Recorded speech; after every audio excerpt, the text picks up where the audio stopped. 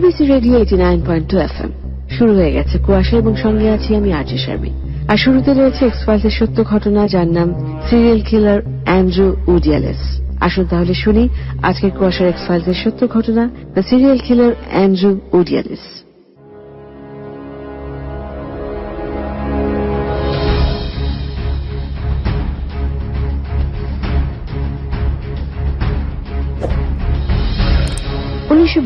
সাল। জেনিফার অ্যাসবেনসন মাত্র তার জীবন শুরু করেছে। পড়ালেখা শেষ করে সম্পূর্ণ নতুন শহরে একা একা থাকতে আসে সে। খুব অল্প সময়ের মধ্যেই নতুন একটা চাকরিও পেয়ে যায় জেনিফার। বাচ্চাদের সাথে সময় কাটাতে খুব পছন্দ করত, তাই সে তার কাজটা বেছে নিয়েছে এই বাচ্চাদের নিয়ে। সে পাম স্প্রিংস ক্যালিফোর্নিয়ার ডেজার্ট কমিউনিটিতে প্রতিবন্ধী শিশুদের নিয়ে কাজ করত। তার বাসা থেকে অফিস খুব বেশি দূরে না হওয়াতে প্রায় সে বাসে করে যাওয়া আসা করত। জেনিফারের শিফট ছিল রাতের বেলা। রাত 10টা থেকে শুরু করে ভোর 6টা পর্যন্ত চলত তার অফিস। 27 সেপ্টেম্বর 1992 সাল। জেনিফার অ্যাসবেনসন প্রতিদিনের মতো সেদিনও তার অফিসে যাওয়ার জন্য বাসা থেকে বের হয়। বাস স্টপে যাওয়ার সময় সে পাশেই একটা কনভেনিয়েন্স স্টোরে ঢোকে। অফিসে রাতের খাওয়ার জন্য হালকা কিছু স্ন্যাক্স কিনতে যায় সে। কেনাকাটা শেষ করতে না করতেই জেনিফার দেখলে তার বাস চলে এসেছে। এটাই রাতের শেষ বাস ভেবে সে কনভেনিয়েন্স স্টোর থেকে দৌড়ে যায় তার বাস ধরার জন্য, কিন্তু সে যেতে যেতে ততক্ষণে বাস চলে গেছে। জেনিফার চিন্তায় পড়ে যায়, যদি এটাই আজকে শেষ বাস হয়ে থাকে তাহলে তার অফিস যেতে অনেকটা সমস্যা হয়ে যাবে। জেনিফার বাস স্টপে দাঁড়িয়ে থাকে কিছুক্ষণ। এর মধ্যে আর কোনো বাস আসে না। কিছুক্ষণ পরে একটা গাড়ি এসে থামে তার সামনে। গাড়ির জানালার কাঁচ নামিয়ে ড্রাইভার সিটে বসে থাকা একটা ছেলে তাকে বলে, excuse me, do you need a ride? তার কথা শুনে জেনিফার অ্যাসবেনসন বলে, নো থ্যাঙ্কস। এরপর সে গাড়ি চালিয়ে চলে যেতে থাকে। জেনিফার চিন্তা করে, সে অনেকক্ষণ ধরে দাঁড়িয়ে আছে, কোনো বাস আসছে না। আর ছেলেটা যেহেতু তাকে কোনো ফোর্স করেনি, তার মানে হয়তো সে এতটা খারাপ না। এর বেশি কিছু আর ভাবল না সে। জোরে ডাক দিয়ে গাড়ি থামিয়ে উঠে পড়ে সে গাড়িতে। গাড়িতে ওঠার পর ছেলেটা নিজের পরিচয় দেয়। সে জানায় তার নাম অ্যান্ড্রু। গাড়িতে তারা কিছুক্ষণ কথাও বলে। জেনিফারের মনে হয় ছেলেটা খারাপ না, ভালোই, খুব সুন্দর করে কথা বলে, আর আজে বাজে ভাবে তাকাচ্ছেও না, আর সেরকম ধরনের কোনো কথাও বলছে না। খুব তাড়াতাড়ি তারা জেনিফারের অফিসে পৌঁছে যায়। জেনিফার গাড়ি থেকে নামার সময় অ্যান্ড্রু তার ফোন নাম্বার চায় আর তাকে জিজ্ঞেস করে সকালে কি তারা একসঙ্গে ব্রেকফাস্ট করতে কোথাও যেতে পারি নাকি। জেনিফার অ্যাসবেনসন একটু অপ্রস্তুত হয়ে যায়। সে বলে তার বয়ফ্রেন্ড আছে। অ্যান্ড্রু কোনো কথাই শুনতে চায় না যেন। সে বলে একদিন ব্রেকফাস্ট করলে তার বয়ফ্রেন্ড খুব বেশি কিছু মনে করবে না। জেনিফার আর কথা বাড়াতে চাইছিল না, তাই সে একটা বানানো ফোন নাম্বার দিয়ে তার অফিসে চলে যায়। সারা রাত কাজ করতে করতে জেনিফার অ্যান্ড্রুর কথা ভুলে যায়। ভোর 6টায় সে তার অফিস শেষ করে অফিস থেকে বের হয়ে দেখে বাইরে অ্যান্ড্রু গাড়ি নিয়ে দাঁড়িয়ে আছে। সে খুব চমকে গেলেও সেটা প্রকাশ করে না। অ্যান্ড্রু তাকে বলে সে বলেছিল সকালে ব্রেকফাস্ট করাবে, তার কথা রাখতেই সে চলে এসেছে। জেনিফার অ্যাসবেনসন কি করবে বুঝতে পারছিল না। সেভাবে দিনের বেলা শুধু ব্রেকফাস্ট করার কথাই তো বলছে, এতে এমন কি ক্ষতি হতে পারে। তাই সে অ্যান্ড্রুর গাড়িতে উঠে পড়ে। অ্যান্ড্রু গাড়ি চালাতে শুরু করে, কিন্তু সে এবার একদম চুপচাপ, কেউ কোনো কথাও বলছিল না। হঠাৎ অ্যান্ড্রু জেনিফারকে জিজ্ঞেস করে রাতে সে কার ফোন নাম্বার দিয়েছিল। খুব রেগে যায় অ্যান্ড্রু। এরপর কোনো কারণ ছাড়া চিৎকার করতে শুরু করে, বলতে থাকে যে সে অনেকবার সেই ফোন নাম্বারে ফোন করেছিল, একটা বয়স্ক মহিলা তার ফোন ধরেছে বারবার। এরপর সবকিছু ঘটে যায় চোখের পলকেই। অ্যান্ড্রু গাড়ি থামিয়ে জেনিফার অ্যাসবেনসনের মাথা গাড়ির জানলার সাথে ধাক্কা দিয়ে তাকে প্রায় অজ্ঞান করে ফেলে। এরপর সে জেনিফার অ্যাসবেনসনের সিটটা নিচে নামিয়ে তার চোখ আর হাত বেঁধে ফেলে। সবকিছু এত তাড়াতাড়ি এত নিখুঁতভাবে করতে থাকে যেন সে এই কাজ আগেও অনেকবার করেছে। এরপর সে আবার গাড়ি চালাতে শুরু করে। গাড়ি চালিয়ে চলে যায় শহরের বাইরে ডেজার্টের কাছাকাছি। জেনিফার অ্যাসবেনসনের জ্ঞান ফেরে ততক্ষণে। তার চোখের বাঁধন কিছুটা লুজ হয়ে গেছে। সেখান দিয়ে সে দেখতে পায় অ্যান্ড্রু তাকে নিয়ে যাচ্ছে ডেজার্টের মাঝখানে। সেখানে সে গাড়ি থামিয়ে একটা ছুরি বের করে। সে ছুরি দিয়ে জেনিফার অ্যাসবেনসনের জামা ছিঁড়ে ফেলে সে। এরপর তাকে ধর্ষণ শুরু করে। ধর্ষণের এক পর্যায়ে জেনিফার অ্যাসবেনসন তার গলায় অনেক ব্যথা পায়। সে বুঝতে পারে অ্যান্ড্রু কামড়ে তার গলার পাশ থেকে কিছু মাংস ছিঁড়ে ফেলেছে। সে ভয় কাঁদতে শুরু করে। কিছুক্ষণ পর অ্যান্ড্রু তার নির্মম ধর্ষণ শেষ করে গাড়ি থেকে বের হয়ে যায়। জেনিফার পেছন ফিরে দেখে সে তার গাড়ির ট্রাঙ্ক থেকে একটা খয়েরি রঙের ব্যাগ বের করছে, আর সেই ব্যাগের ভেতর অনেক ধারালো ছুরি আর বন্দুক। জেনিফার ভয় পেয়ে যায়। সে বুঝে ফেলে তার সাথে কি হতে যাচ্ছে। সে তার সব শক্তি দিয়ে হাতের বাঁধন খুলে গাড়ি থেকে বের হয়ে দৌড়তে শুরু করে, কিন্তু দৌড়ে খুব বেশি দূর সে যেতে পারে না। অ্যান্ড্রু তাকে ধরে ফেলে, তারপর আবার নিয়ে আসে গাড়িতে। এবার আর গাড়ির ভেতর বসায় না তাকে, হাত বেঁধে গাড়ির পেছনে ট্রাঙ্কে আটকে রাখে আর বলে আজকেই তাকে মেরে ফেলবে সে। তাই সে যেন পালানোর কোনো চেষ্টা না করে, কারণ তাতে কোনো লাভ হবে না। গাড়ি চালাতে শুরু করে অ্যান্ড্রু। গাড়ি চালিয়ে যাচ্ছে হাইওয়ের দিকে। জেনিফার অ্যাসবেনসনের ভয় আরো বাড়তে থাকে।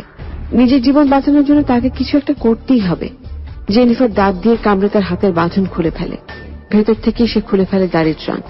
এরপর সে চলন্ত গাড়ি থেকে লাফিয়ে নেমে দৌড়তে শুরু করে। অ্যান্ড্রু শব্দ শুনে বুঝে যায় সে আবার পালানোর চেষ্টা করছে। সে গাড়ি থামিয়ে তার পেছন পেছন দৌড়তে থাকে, তার হাতে একটা বড় ছুরি। জেনিফার অ্যাসবেনসন এবার তার আগেই দৌড়ে হাইওয়েতে চলে আসে।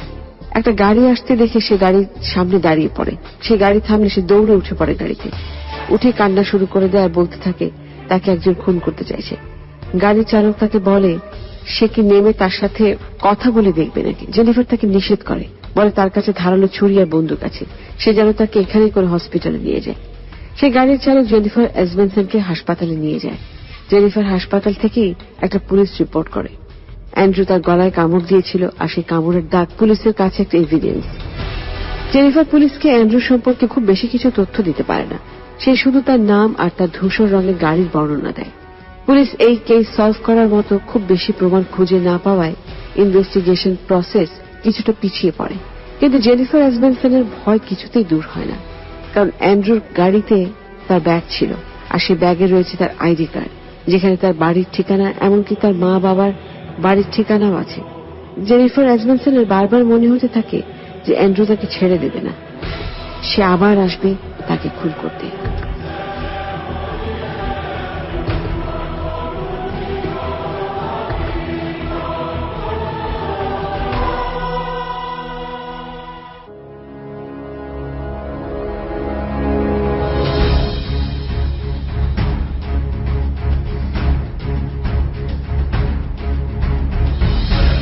অ্যান্ড্রু উডিয়ালেস 1964 সালের 4 জুনে তার জন্ম। বাকি 10টা ছেলের মতো তার শৈশবও কাটে খুব স্বাভাবিকভাবে। তার মা বাবা তাকে অনেক আদর করত, পারিবারিক কোনো সমস্যাই ছিল না তার। অ্যান্ড্রু উডিয়ালেসের 12তম জন্মদিনের কিছুদিন আগে সে তাদের পোষা কুকুরকে পিটিয়ে হত্যা করে। তারপর বাসায় এসে বলে চলন্ত গাড়ির নিচে পড়ে কুকুরটা মারা গেছে। সে তার পড়ালেখা শেষ করে খুব ভালোভাবেই। পড়ালেখা শেষ করে সে যোগ দেয় ইউনাইটেড স্টেটস মেরিন কর্পসে। 1984 থেকে 1991 সাল পর্যন্ত সে ছিল ক্যালিফোর্নিয়ার মেরিন কর্পস বেস ক্যাম্প পেন্ডেলটনে। সেখানে সে মিলিটারি অ্যান্ড কমব্যাট ট্রেনিং নেয়, আর তার এই ট্রেনিং এ সে পরবর্তীতে কাজে লাগায় মানুষ খুন করা। জেনিফার অ্যাসবেনসনের উপর হওয়া হামলার 4 বছর কেটে যায়, আর এই 4 বছর জেনিফার অ্যাসবেনসন কিছুতেই স্বস্তিতে থাকতে পারে না। একা একা বাসা থেকে বের হতেও ভয় পায়। বারবার মনে হতে থাকে কোনো এক সময় হয়তো আবার একটা ধূসর রঙের গাড়ি এসে থামবে তার পাশে, আবার তাকে নিয়ে যাবে ডেজার্টের ভেতর, তারপর খুন করতে চাইবে তাকে। কিন্তু এর মধ্যে ঘটে আরেক ঘটনা। 1996 সালের 14 জুলাই ভার্মিলান রিভারের একটা ফুট ব্রিজের পাশ দিয়ে হেঁটে যাচ্ছিল 3 বন্ধু। সময় তখন রাত 8:30। হাঁটতে হাঁটতে হঠাৎ তারা লক্ষ্য করলো পানিতে একটা মেয়ের নগ্ন লাশ ভাসছে। তারা ভয় পেয়ে সঙ্গে সঙ্গে পুলিশকে ফোন দেয়। পুলিশ ঘটনাস্থলে এসে মেয়েটির লাশ উদ্ধার করে। ভার্মিলান রিভারের পাশ থেকে উদ্ধার করা মেয়েটির কোনো পরিচয় খুঁজে পাওয়া যায় না। ময়না তদন্তের রিপোর্টে দেখা যায় ছুরিকাঘাত আর গুলির কারণে তার মৃত্যু হয়েছে। এছাড়া মেয়েটির ভাঙা দাঁত, পুরো শরীরে ক্ষতের চিহ্ন আর গলায় কালচে দাগ। এখন পুলিশের সবচেয়ে বড় চিন্তা হচ্ছে এই লাশটার আসল পরিচয় কি। মৃতদেহে শুধু একটাই চিহ্ন আছে যেটা দিয়ে তার পরিচয় খুঁজে পাওয়া সম্ভব, আর সেটা হচ্ছে তার হাতে একটা ট্যাটু আছে। ট্যাটু করে লেখা সিসি। এছাড়া পুলিশ তার হাতের আঙুলেরও ছাপ নেয়। কিছুদিনের মধ্যেই তার আঙুলের ছাপ মিলে যায়। জানা যায় তার আসল পরিচয়। 21 বছর বয়সী তরুণী, যার নাম ক্যাসান্ড্রা কোরাম। ইন্ডিয়ানার হ্যামন্ডে থাকত সে। পেশায় ছিল একজন যৌনকর্মী। পুলিশ ক্যাসান্ড্রা কোরামের পরিবারের সাথে যোগাযোগ করে। তাদের জিজ্ঞেস করে কে ক্যাসান্ড্রা কোরামের সাথে এমন কিছু করতে পারে, বা কারোর সাথে তার কোনো শত্রুতা ছিল কিনা। তার পরিবার পুলিশকে জানায় যে ক্যাসান্ড্রা কোরাম সবসময় নিজের মতো থাকতে পছন্দ করত, অন্য কারোর সঙ্গে কোনো ঝগড়া বা বিবাদে জড়াত না সে। আর তাদের জানা মতে ক্যাসান্ড্রা কোরামের কোনো শত্রুও নেই। পুলিশ ক্যাসান্ড্রা কোরামের হত্যা মামলার তদন্ত চালাতে থাকে। এর মধ্যে পুলিশ ফোর্স আরো আগে ঘটে যাওয়া 2 খুনের সাথে ক্যাসেন্ড্রা কোরামের খুনের মিল খুঁজে পায়। ক্যাসেন্ড্রা কোরামের খুনের কয়েক মাস আগে ভার্মিলন রিভারের অন্য পাশ থেকে আরো 2 জন তরুণীর লাশ খুঁজে পাওয়া গিয়েছিল। ক্যাসেন্ড্রা কোরামের মতো তারা দুজনও পেশায় যৌনকর্মী ছিল। অন্যদিকে পুলিশ আরেকটা অবাক করার মতো তথ্য বের করে।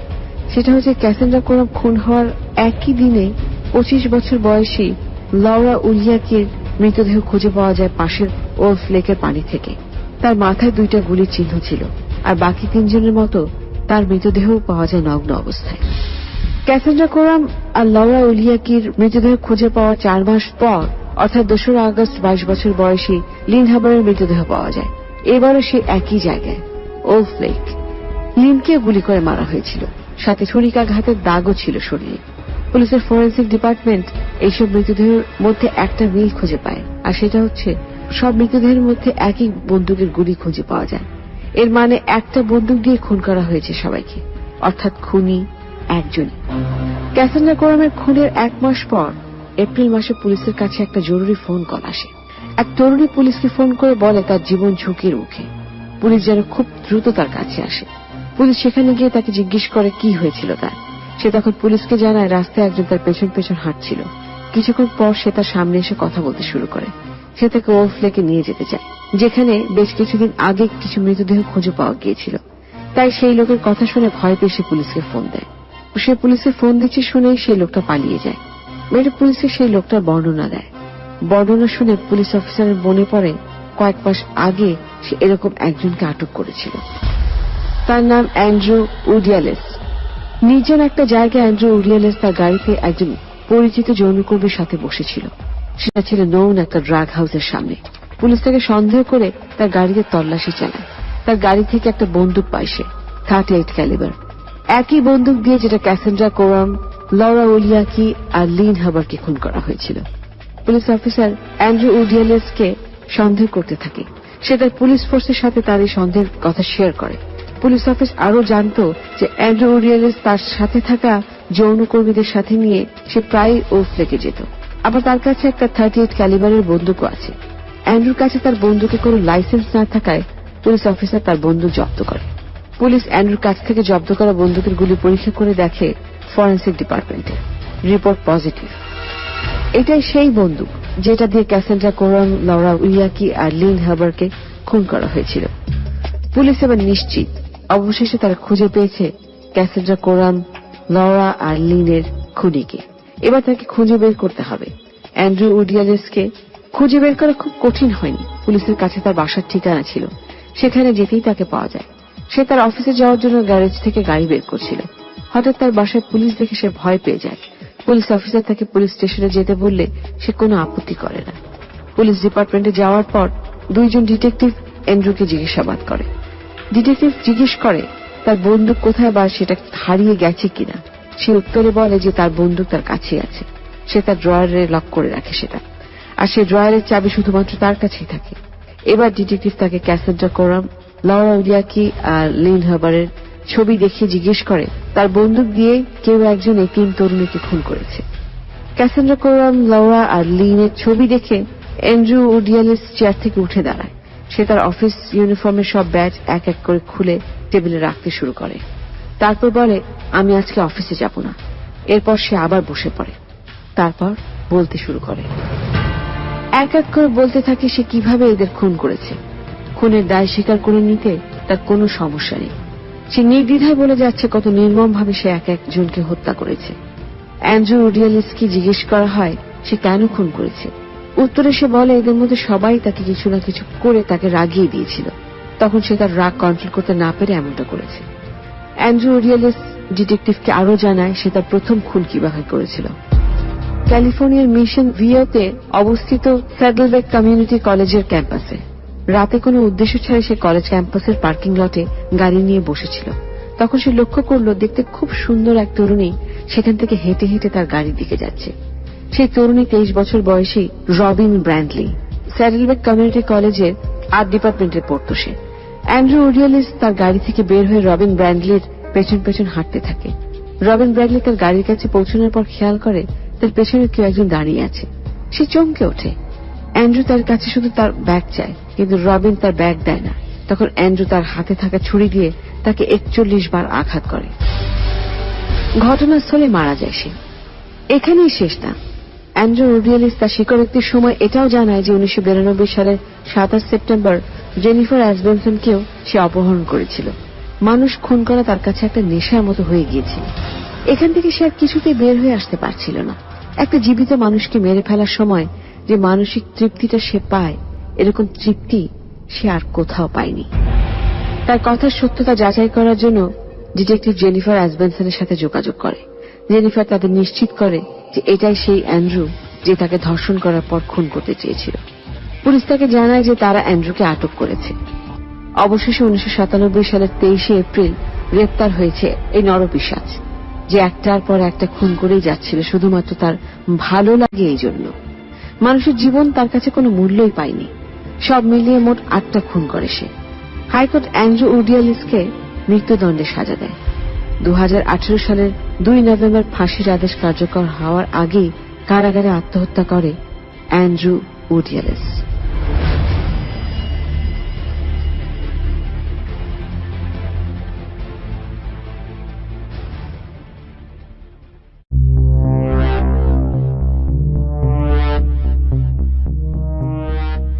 এতক্ষণ ধরে এক্স ফাইলসে যে সত্য ঘটনাটি শুনছিলেন, যার নাম সিরিয়াল কিলার অ্যান্ড্রু উডিয়ালিস, আর এখন সময় হয়ে গেছে আমাদের দ্বিতীয় গল্পে যাবার। আজকের গল্পের নাম দরজার ওপাশে, লিখেছেন নাদিয়া ইসলাম নিতুল, আর এখন শুনবেন গল্পের প্রথম পর্ব। আপনার সঙ্গে আছি আমি আরজে শারমিন কুয়াশায়, আর আপনি শুনছেন এবিসি রেডিও 89.2 FM। আর এখন শুনবেন দরজার ওপাশের প্রথম পর্ব। কুয়াশার প্রতিটি গল্পের চরিত্র, স্থান, কাল, ধর্ম, দল, সংলাপ ইত্যাদি সম্পূর্ণ কাল্পনিক এবং শুধুমাত্র বিনোদনের উদ্দেশ্যে লেখা। গল্প বা গল্পের কোন চরিত্রের সাথে বাস্তবের যে কোনো সাদৃশ্য সম্পূর্ণভাবে কাকতালীয়। মানুষের জীবনটাই একটা ঘরের মতো। সুখ যেখানে একটা আলোকিত ঘর, সেখানে অন্ধকার কোন এক বিষণ্ণতার প্রাসাদ। আমরা আমাদের জীবনের প্রতি মুহূর্ত একটা আলোকিত ঘর থেকে আরেকটা আলোকিত ঘরে, না হয় একটা অন্ধকার ঘর থেকে আরেকটা অন্ধকার ঘরে প্রবেশ করি একটা করে দরজা খুলে। আমাদের জীবনটা কেটে যায় একটা করে ঘরে পায়চারি করে, সবসময় সন্ধান করে নতুন এক দ্বার উন্মোচন করার। আমাদের এই অপেক্ষা অনন্তকালের। শুধু একটাই প্রশ্ন আসে মনে, কি আছে দরজার ওপাশে?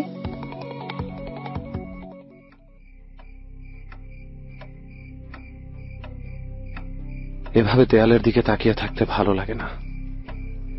আচ্ছা, দেয়াল এত বড়, কিন্তু দরজার জন্য এত কম জায়গা কেন? দেয়াল তো কেবল আটকে রাখে, দরজারা যেতে দেয় ওপারে। তাহলে কেন দেয়াল এত বেশি? কেন দরজাকে কেন সংকীর্ণ করে রাখা? কেন? এই, কার সাথে কথা বলছো তুমি ঘুমের মধ্যে? আমার কথা তুমি শুনতে পাও তপতি? তোমার কি হয়েছে বলো তো? মাঝরাতে কি সব আবল তাবল বকছো? কই কিছু না তো। তুমি ঘুমাও, তুমি ঘুমাও। তুমিও ঘুমাও। শুভরাত্রি। আচ্ছা ঠিক আছে।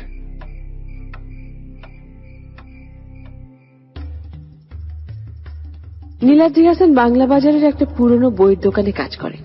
ওর স্ত্রী তপতি জামান, বিয়ে করেছে 6 মাস হলো। ওদের দুজনের পরিচয় মিশনারি অরফান এইজে। ওরা জানে না ওদের বাবা মা কি, সেখান থেকেই পরিচয়। তপতি একটা সরকারি হাসপাতালে নার্স হিসেবে কাজ করছে। ওরা দুজনেই খুব স্বল্পভাষী। নীলাদ্রির একটা অদ্ভুত ব্যাপার আছে, সে মনে মনে কথা বলে। তপতি পুরোটা বুঝতে পারে না, কিন্তু মাঝে মাঝে চোখের ভাষায় বুঝে যায়। 1 মাস হলো ওর একটা আজব সমস্যা হয়েছে। নীলাদ্রি একটা দরজা খুঁজে ওর কাছে। মনে হয় আশেপাশে সবকিছু, এই যাপিত জীবনের সবকিছু দেয়াল দিয়ে ঘেরা। কোথাও না কোথাও একটা দরজা আছে। দরজার ওপাশে থাকে আরেকটা দেয়ালের রাজ্য। সে প্রতিনিয়ত খুঁজে সে দরজাটাকে। তপতিকে সে এখনো বলতে পারেনি। মাঝে মাঝে মেয়েটা খুব বিরক্ত হয়, খুব অভিমান করে, কথা বলে না নীলাদ্রির সাথে। নীলাদ্রি তখন মনে মনে একা একা কথা বলে নিজের সাথে, আর চোখে দেয়ালটা খোঁজে।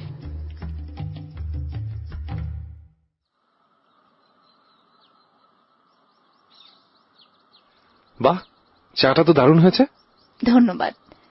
আমি তো ভাবলাম এই কথাটা তুমি মনে মনে বলবে নাকি। মনে মনে কথা তো তুমিও বলো, আমরা সবাই বলি। আচ্ছা, তুমি মনে মনে এত কি ভাবো বলো তো?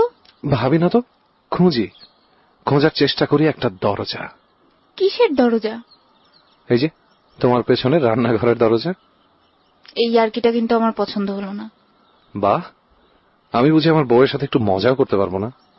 নীল, তুমি কি আমাকে কিছু বলতে চাও? কিছু কি তোমাকে আটকে দেয়? আমি মাঝে মাঝে তোমার দৃষ্টিতে একটা গভীর শূন্যতা দেখতে পাই।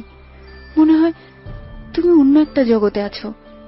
তুমি আমার পাশে বসে আছো, কিন্তু আমার সাথে নেই। তোমার দৃষ্টি অন্য কোথাও, অন্য কিছু একটার খোঁজ করছে।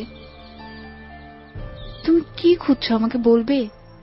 কিছু না তপতি, অনেকদিন না আমরা সন্ধ্যাবেলা রিক্সা নিয়ে ঘোরাঘুরি করি না। আর যাবে? তোমার জন্য একটা গোলাপি শাড়ি এনেছিলাম, তোমার ওই রূপালি ঝুমকাটা পরবে, খুব সুন্দর লাগবে তোমাকে।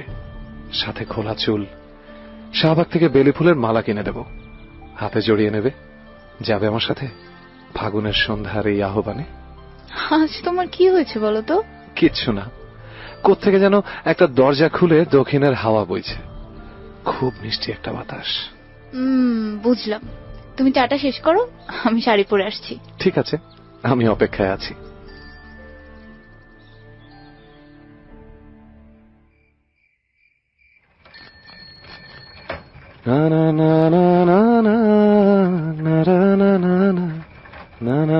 মনে আছে আমার ক্লাস শেষে রোজ সন্ধ্যায় তুমি এই গাছটার নিচে দাঁড়িয়ে থাকতে, তারপর আমার হাত ধরে ওই পুরনো কলোনি রাস্তাটা ধরে খালি পায়ে হাঁটতাম?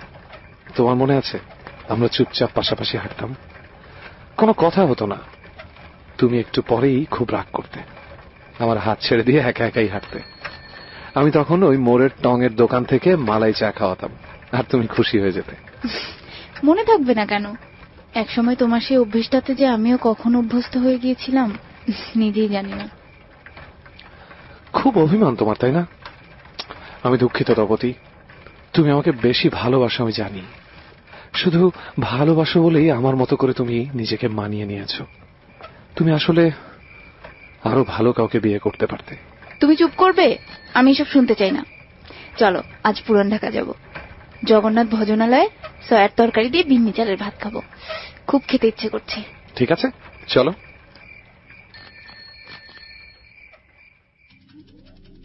নীলাদ্রি আর তপতি তখনও জানতো না আজ রাতে এমন কিছু ঘটতে যাচ্ছে যা অনেক কিছু বদলে দেবে। এটাই নীলাদ্রি আর তপতি হিসেবে তাদের শেষ সন্ধ্যার ভ্রমণ। আজ নীলাদ্রি সেই খোলা দরজার সন্ধান পাবে, আর সেই দরজার ওপাশ থেকে আসা মিষ্টি বাতাসের উৎস সে খুঁজে পাবে। আর হয়তো তপতি খুঁজে পাবে না নীলাদ্রিকে, সে হারিয়ে যাবে দরজার ওপাশে।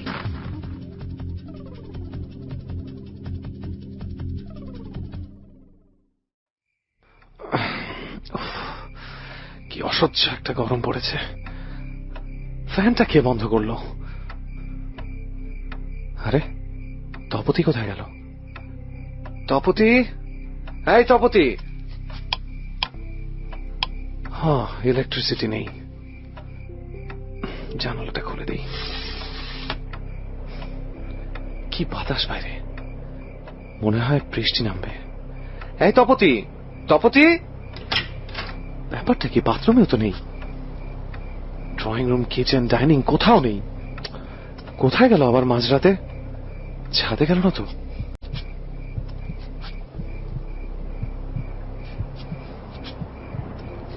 আরে এই দরজাটা কোথায় গেল? 2 পাল্লার এই দরজা, ও পাশে আলোর ছটা ঠিকরে বেরোচ্ছে। কি মিষ্টি একটা গন্ধ, কি সুন্দর বাতাস, খুব খুব চেনা একটা বাতাস। কি আছে, কি আছে দরজার ওপাশে?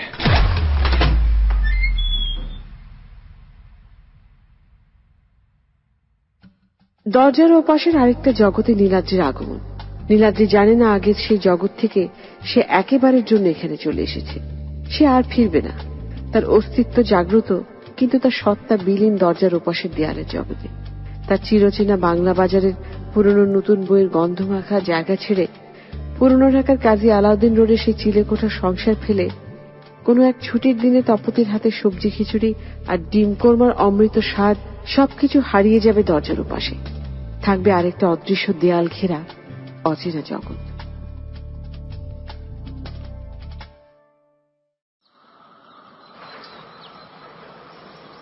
উফ, কেমন একটা ভোঁতা ব্যথা আমার মাথায়। আমি কি মরে গেলাম? এটাকে কি মৃত্যু বলে? কেমন আবছা একটা আধার, কোথাও একটা আলো আছে, কিন্তু কোথায় সেটা?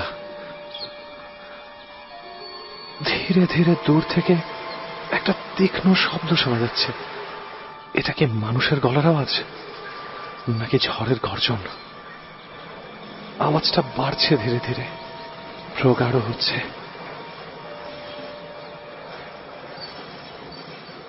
ওই মমিনুল, মমিনুল কই গেল আবার? এই গাড়ি ঠিক করতে দিছে গতকাল সকালে, আর আজ সকালে পৌঁছানোর কথা। সকাল 10টা বাজে গেছে, এখনো কোনো খবর নাই। ওই তুই গাড়ি ঠিক করস নাকি ঘুমাস? সারা রাত না ঘুমাইয়া প্রেম করো আর কামের সময় ঘুমাও। বাইর হয়ে আয় কইতাছি। কাকা কাম শেষের দিকে, এমন 12টা বাজাইছে ব্রেক ক্যাবেলটার, তাই বেশি সময় লাগতেছে, আর আধা ঘন্টা লাগবে। ঠিক আছে বুঝলাম, 11টার আগে যেন রেডি থাকে। কাকা আপনি কোনো টেনশন নিয়েন না। ঠিক আছে ঠিক আছে।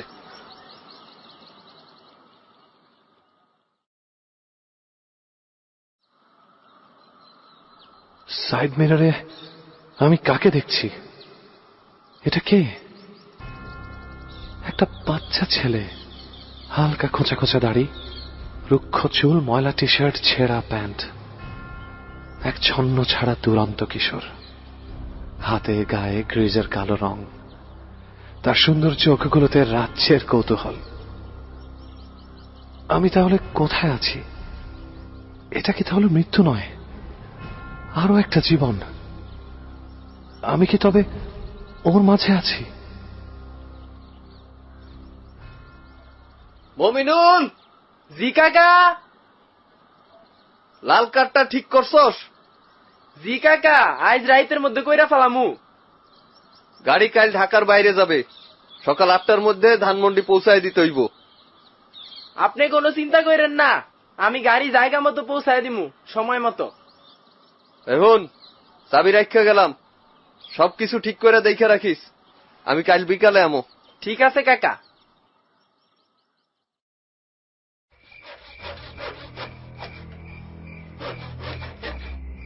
বুইরা কি লোহা দিয়ে এই সিন্দুক বানাইছে খোদাই জানে। উফ, কি গরমটা পড়ছে। ছেলেটা কতক্ষণ ধরে চেষ্টা করছে, পারছে না।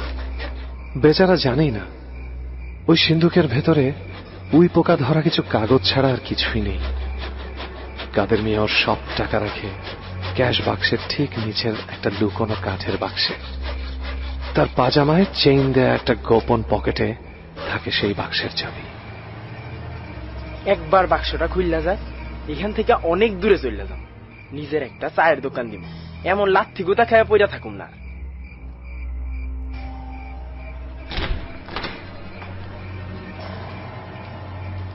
আরে চাবিটা জানি কই রাখলাম, অন্ধকারে তো কিছু দেখাও যায় না।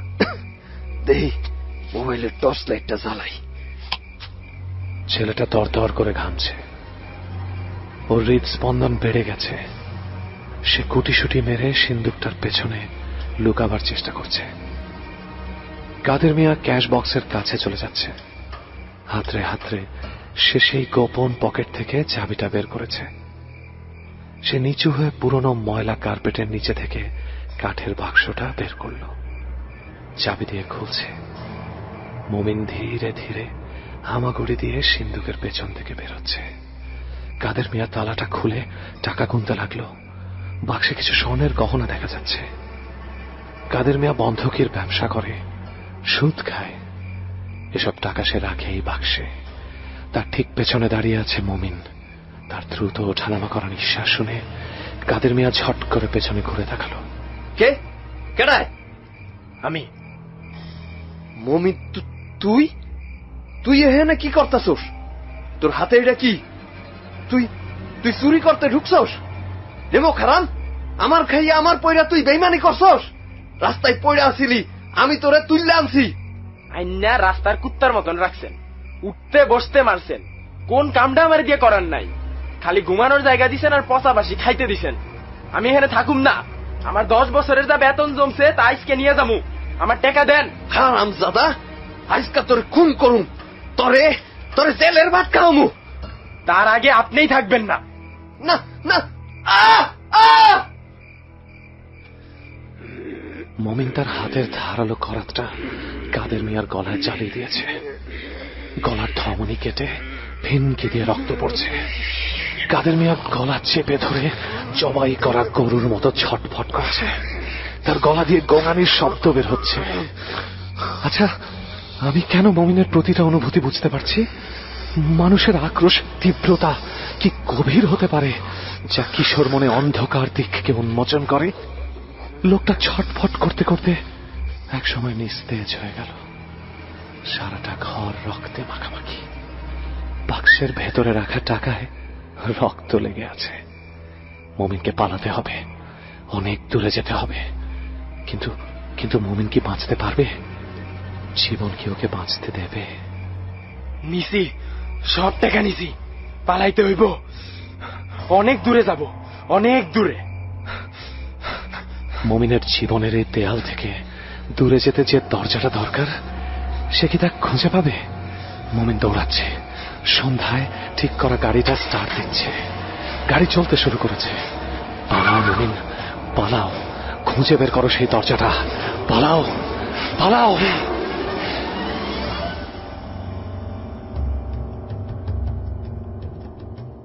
মমিন ছুটে চলেছে সেই লাল রঙের গাড়িটা ছুটিয়ে শহরতলির রাস্তা মারিয়ে। একটা হাইওয়ে ধরে ছুটছে 80-90 মিটার স্পিডে। এত জোরে মমিন কখনো গাড়ি চালায়নি। এই কিশোর একটু আগে ভয়াবহ একটা খুন করেছে। কি বিভৎস খুন! ক্রোধ মানুষকে দানব বানিয়ে ফেলে। নীলাদ্রি জানে এই দেয়াল ভেদ করে কোনো এক দরজা অপেক্ষা করছে। লম্বা সময় পর কোনো একটা নির্জন রাতের নির্জন হাইওয়েতে হঠাৎ গাড়িটা হার্ট ব্রেক করলো। ঝাঁকি খেয়ে গাড়িতে থেমে গেল। হঠাৎ ধাক্কার সামনে কাঁচের সাথে বাড়ি খেয়ে মমিনের কপাল সামান্য কেটে গেল। ইঞ্জিন গরম হয়ে গেছে, পানি লাগবে। মমিনের মাথাটা দপদপ করছে। সে টলতে টলতে গাড়ির দরজা খুলে বের হলো। গাড়ির সামনে থেকে ধোঁয়া বের হচ্ছে, পেট্রোলের ঝাঁঝানো গন্ধ বের হচ্ছে। মমিন রাস্তার ধার ধরে নিচে নামতে থাকে। দূরে একটা ছোট্ট ডোবা দেখা যাচ্ছে। পাশে একটা ছোট্ট টিনের ঘর, ভেতরে হালকা একটা বাতি জ্বলছে। মমিন সেই দরজাটার সামনে গিয়ে দাঁড়ায়। একটু অপেক্ষা করে দরজায় টোকা দিতে থাকে। কিছুক্ষণ পর জোরে ধাক্কা দিলে দরজাটা খুলে যায়। আর তারপর সবকিছু হয়ে যায় অন্ধকার। তবে কি আধারের রাজ্য দরজার ওপাশে?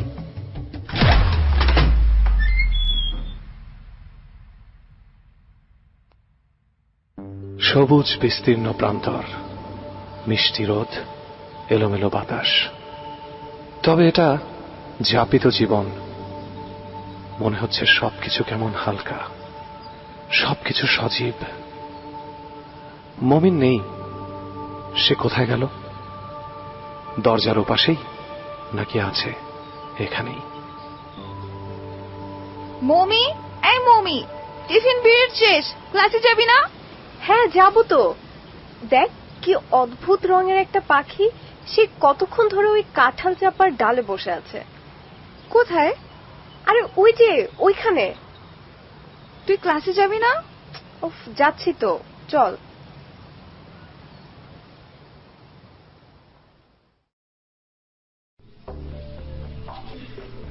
মেয়েটা ক্লাস 6-এ পড়ে। ক্লাসের লাস্ট বেঞ্চে বসে। সমাজবিজ্ঞান ক্লাসটা তার খুব একটা পছন্দ না, তাই হয়তো সে একটা গল্পের বই পড়ছে। আগাথা ক্রিস্টির কালো কফি অনুবাদ। মনে হচ্ছে যেন মেয়েটা বইয়ের মধ্যেই হারিয়ে গেছে। কি সুন্দর দুটো বেনি করা। মেয়েটার সাথে তপতির ছোটবেলার চেহারার খুব মিল। সে এভাবেই মিশনারি স্কুলে ক্লাস করতে আসতো। দূর থেকে মেয়েটাকে দেখতাম। কি পবিত্র একটা চেহারা। মনে হচ্ছে যেন অতীতে ভ্রমণ করছি।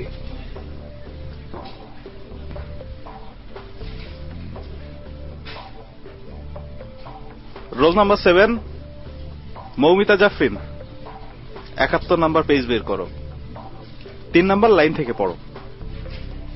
এই মমিতা, তোকে ডাকছে। হ্যাঁ স্যার তোকে ডাকছে, তাড়াতাড়ি বই বের কর। এই নে আমার বই। কি হলো, এতক্ষণ লাগে দাঁড়াতে? তুমি কি কানে কম শোনো? মানে জি স্যার। পড়ে শোনাও। স্যার আমাদের বেঞ্চের দিকে আসছে। কি হলো? বই হাতে দাঁড়িয়ে আছো কেন? এ কি, এটা নিচে কিসের বই পড়লো? এই মেয়ে, বইটা উঠাও। জি জি স্যার। হ্যাঁ হ্যাঁ তুমি। দেখি। কালো কফি, আগাথা ক্রিস্টি। এই পুচকি মেয়ে, তুমি এই বইয়ের কি বুঝো? খুব পাকা হয়ে গেছো তাই না? ক্লাস বাদ দিয়ে গল্পের বই পড়া দেখাচ্ছি মজা। যাও ক্লাসের বাইরে গিয়ে কান ধরে দাঁড়াও। এই মেয়ে, তুমিও যাবে। আমি কি করলাম স্যার? একটা কথাও হবে না, যেটা বলছি সেটা করো। এই তুমি কাগজে লিখো, আমি ফাঁকিবাজ। এই ক্লাস ক্যাপ্টেন, এই কাগজ ওদের পিঠের পেছনে লাগিয়ে দাও। ক্লাসের বাইরে উল্টো হয়ে দাঁড়াও, যাতে সবাই তোমাদের পেছনের লেখা দেখতে পায়। এত সাহস আমার ক্লাসে গল্পের বই পড়া? চুপ, একদম চুপ। সবগুলাকে বাইরে কান ধরে দাঁড় করে রাখবো।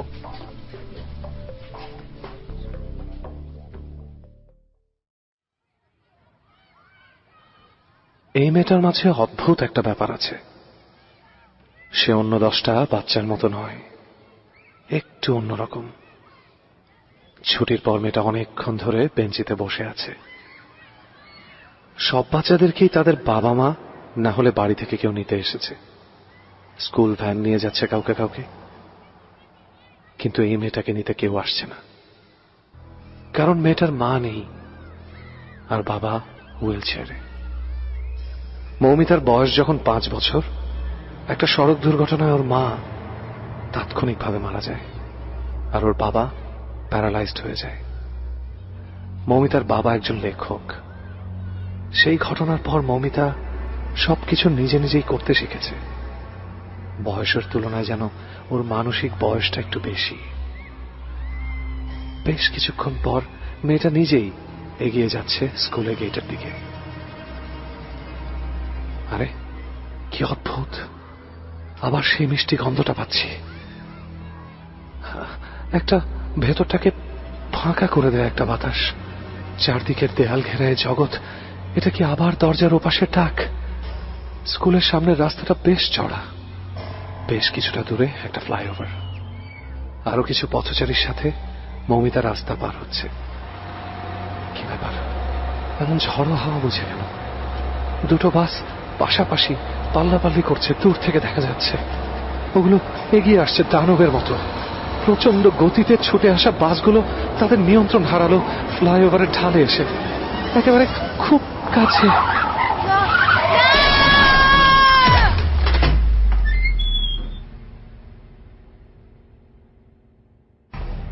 বাসগুলো তাদের নিয়ন্ত্রণ রাখতে পারেনি।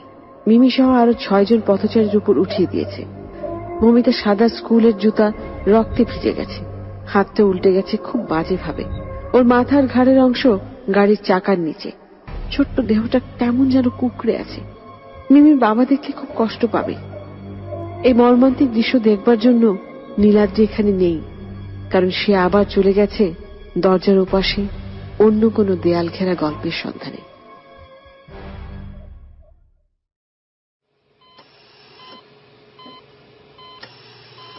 কেমন ধূপের একটা গন্ধ।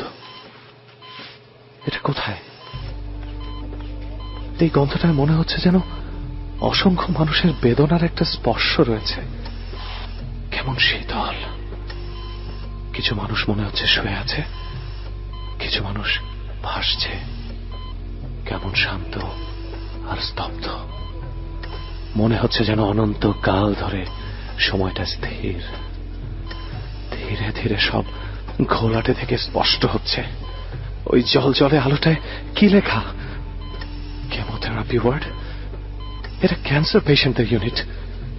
এটা একটা হাসপাতাল। শুয়ে থাকা মানুষগুলো কেমোথেরাপি নিচ্ছে বেঁচে থাকার জন্য। কিছু মানুষ মৃত্যু পথযাত্রী। আচ্ছা, আমি এত নির্লিপ্ত কেন? আমার কেন কোনো অনুভূতি হচ্ছে না?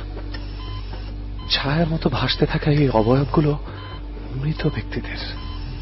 এরা কেবল দর্শক, কিছুটা জড় বস্তুর মতো, অনুভূতিহীন। এদের সাথে আরো কিছু মানুষ যোগ দেবে, সে অপেক্ষায় তারা আছে। আমি ছাড়া কেউ ওদের দেখতে পাবে না, কিন্তু আমি জানি আমি মৃত নই। হয়তো মৃত্যু আর জীবনের মাঝামাঝি একটা জায়গায় আছি। দেহের অসুখ হলে ঔষধে সারে, কিন্তু মনের অসুখ হলে কোন ওষুধে সারে সেটা কি আপনি জানেন? কে আপনি? আপনার পাশেই দাঁড়িয়ে আছি। আপনি কি আমার কথা শুনতে পাচ্ছেন? আমাকে দেখতে পাচ্ছেন? আমি সব দেখতে পাই, সব বুঝতে পাই, কিন্তু কিছু করতে পারি না, শুধু অপেক্ষা করি। কিসের অপেক্ষা করেন আপনি? দরজার ওপাশে যাবার অপেক্ষা। দরজার ওপাশে কি মৃত্যু থাকে? আপনি মৃত নন, আমিও মৃত নই। আপনার সাথে আমার পার্থক্য, আপনি দরজার ওপাশে যেতে পারেন আর আমি পারি না। আমি অপেক্ষা করছি আমার দেহের জন্য। আপনার দেহ কোথায়? 7 নম্বর বেডটা দেখেন।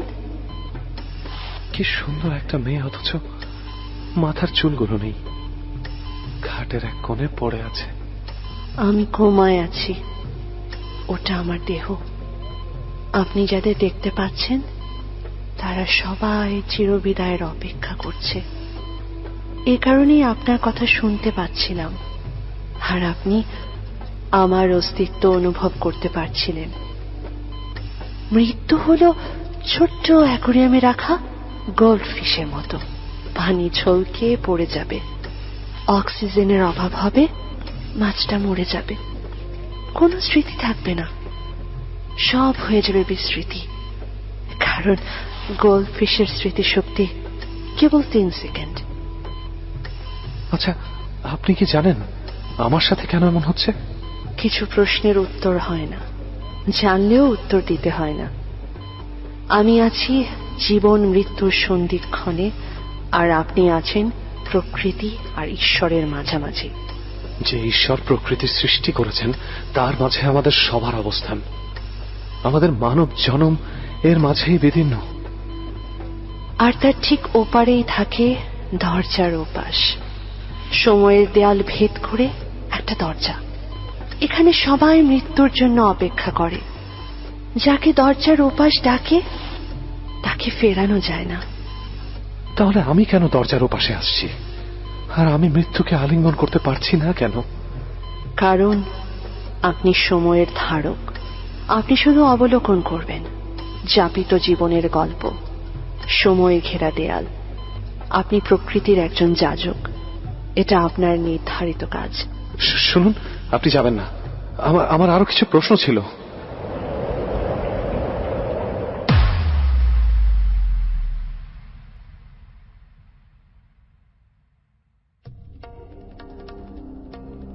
মৃত্যু মানব জীবনের এক চরম সত্য। নীলাদ্রি ক্যান্সার হাসপাতালের কেমোথেরাপি ওয়ার্ডে দাঁড়িয়ে আছে। মৃত্যু কি সবকিছু স্থির করে দেয়? মনে হয় যেন এই মহাবিশ্ব, এর প্রতিটি বস্তু, সবকিছু স্থির। নীলাদ্রির মনে হচ্ছে সে এক সময়ের অভিযাত্রী, সময়ের দেয়াল ভেদ করে এক একটা দরজা পার হচ্ছে। দরজার ওপাশে জীবনের অনুরণ। একটু আগে যার সাথে কথা হচ্ছিল, রিদিমা, সে মেয়েটা মাত্র মারা গেছে। 7 নম্বর ওয়ার্ডের সামনে দাঁড়ানো নার্স একটা সাদা চাদর দিয়ে রিদিমাকে ঢেকে দিল। তাহলে রিদিমার দেহের অবসান হলো? সে একেবারে চলে গেল দরজার ওপাশে?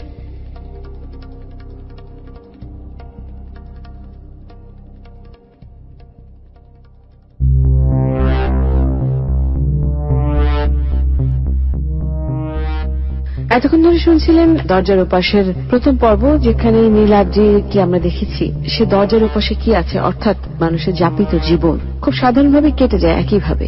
সে অন্য কিছু দেখতে পায় বা অন্য কিছু দেখতে চায়, সেরকমই একটা আভাস আমরা পেয়েছি শুরুর দিকে। যাক, আমি আর কথা বলবো না, আজকের গল্প বেশ বড়, আমরা চলে যাচ্ছি দ্বিতীয় পর্বে। সঙ্গেই থাকবেন, সঙ্গে আছে আর যে শারমিন, আর শুনছেন কুয়াশা।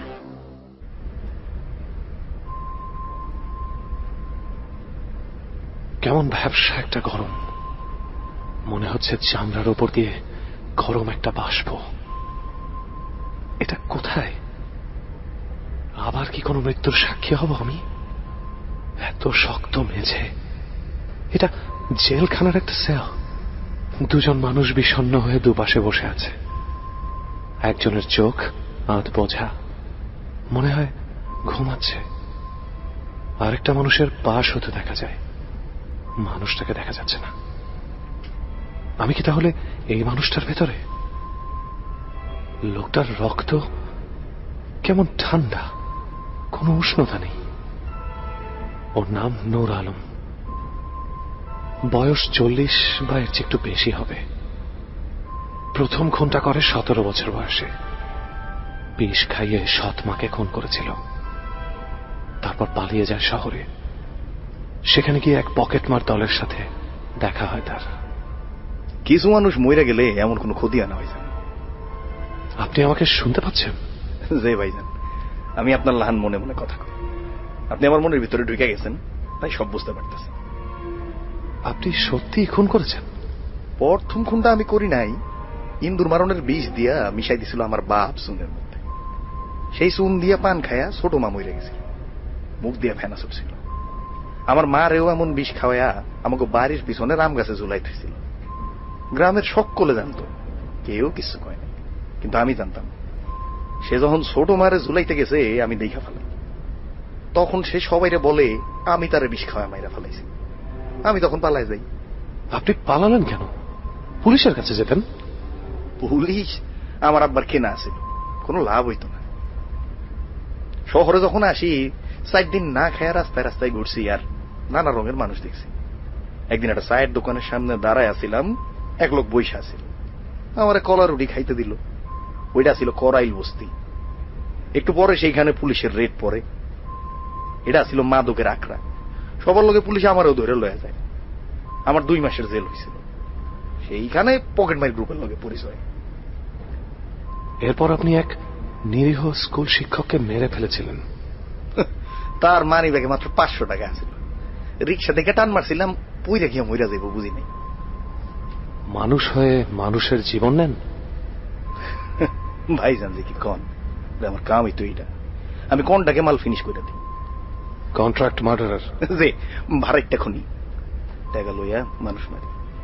টাকা নিয়ে মানুষ মারা কবে থেকে শুরু করলেন? ভাইজান সে এক বিশাল ইতিহাস। একদিন শহরে কি কারণে জানি কার পূজারি হয়েছিল। রাত তখন 12টা। রাস্তায় একটা কাক পক্ষীও নাই, মনে হইতেছিল কেউ জানি মরিয়া গেছে। তখন মাত্র ডাইল খাওয়া শুরু করছে। ভাইজান ডাইল মানে বোঝেন তো? আপনার তো আবার শিক্ষিত লোক, এগুলো বুঝবেন না। আপনি ফ্যান্সি ডিলের কথা বলছেন? বাহ, তাহলে জানেন দেখি। আরে হ, এইটাই। সেই বয়সে খাইলে খুব পিনিক হইতো, এখন আর কিছু ধরে না। তো সেই দিন রাইতে আমি কমলাপুর ব্রিজের উপর শীতে পড়ে আছিলাম। হঠাৎ দেখি একটা বোরখা পরা মায়া মানুষ একটা সুটকেস টানতে টানতে নিয়ে আসতেছে। হঠাৎ সেটা ব্রিজের এক কোনায় ফালায় চলে গেল। কত সময় পার হয়ে গেল, কেউ আইল না। আমি কিছুক্ষণ পর হামাগুড়ি দিয়া সেই সুটকেসটার কাছে গেলাম। সেটাতে আবার কোন তালা ছিল না। খুললা দেখি সাদা পাউডারের মতো কি জানি অনেকগুলা প্যাকেট, আর একটা বস্তা দিয়া মোরাই না গোল কি জানি। নেশার করে খুললা দেখি একটা মানুষের কাটা মাথা। আমি খুব ডরাইছি। পলাইতে গিয়ে দেখি 4-5 জন লোক আসতেছে, হাতে বন্দুক। আমরা ধরে হলাই, লাথি গুতা দেয় আর কয়, এই হারামি জালাল শেখের লোক। আমি কই আমি জালাল শেখ নামে কাউকে চিনি না। মায়ের খাইতে খাইতে একটু পর আর ব্যথা লাগতেছিল না। একসময় হুশ গান গেল গা। চোখ খুললা দেখি একটা গাড়ির গ্যারেজে পড়ে আছি। হঠাৎ কে জানি মুখের মধ্যে পানি ছুঁড়ে মারল। শহরে তখন 2 গডফাদারের দল, জালাল শেখ আর রমিজ মোল্লা। একদিন এক পক্ষ মরে তো, আর একদিন আর এক পক্ষ।